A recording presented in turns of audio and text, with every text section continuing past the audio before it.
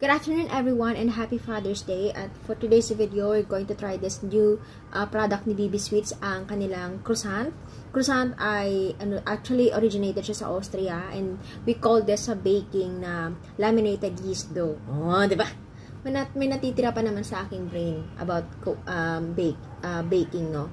So, ayan, siya kung mapapansin mo, ayan, may layer siya, ganun. So, to try this one, actually, I do not know anong pangalan to ng croissant na to. Kasi, ang croissant talaga, guys, they are served na may filling or may wala. This one, I guess, meron siyang toppings ba to? I don't know.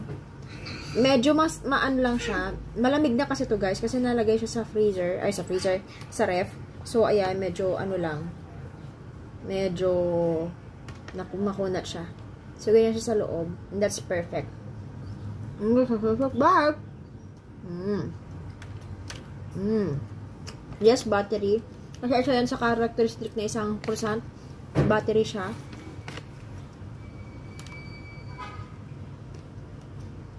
Tama ako. Wala siyang filled or this is na wala siyang palaman. Pero meron siyang toppings. This one, parang siyang pretzel. Pero actually, this is a solid chocolate. Yeah. Hindi ko pa naman naabot yung gitna niya, no? Pero, feeling ko talaga wala siyang feeling. But that's okay. Chocolate wires. Okay lang. Hindi siya masyadong matamis. Ito talaga, sinabi sa akin ng staff nila na walang eme na na review. Walang friend sa review. Ganon.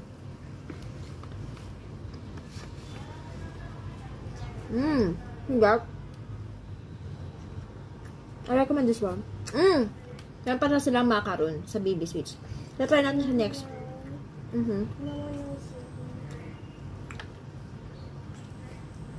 This is nice. This is nice. I like it. Flaky. Despite malamig siya, pero ramdam mo flaky siya, and then buttery. I like it.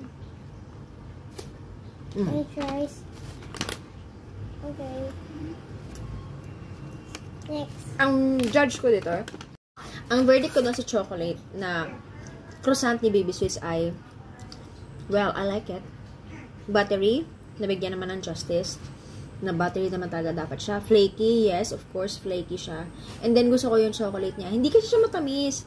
Alam mo, ngayon nagbabagong buhay ako, ayoko na masyadong matatamis. Oo, gusto ko yung totoong flavor. But sometimes, guys, because matamis masyado yung isang pagkain, or nasa-serve siya na overpower ng tamis yung pagkain. Minsan, hindi na siya masyadong, parang nalalet go mo. Kunyari, dapat flavor niya, lemon, flavor niya, dapat strawberry. But because of the super sweet, parang, hindi na siya ganun. Oo. So, parang na sugar coat yung tunay talaga na dapat na flavor. Now, I am more appreciating doon sa kung anong flavor talaga siya. So, I like the chocolate. Siguro mas gusto ko pa siya kung mas mapait siya. Oo, extreme ako sa pait ngayon, guys. So, yeah. That's a good, that's a thumbs up from me. So, you should try it too. Presyo ng kanilang croissant sa BB Sweets ay 120, pero hindi na siya masama kasi mabigat naman din siya sa tiyan. Kasi, since it's laminated, mabigat siya. Actually. Mukha lang siyang light, pero mabigat siya. So, check this out sa aking next na i-review yung kanilang lemon something. Basta croissant siya, pero lemon something. Ganon. Bye.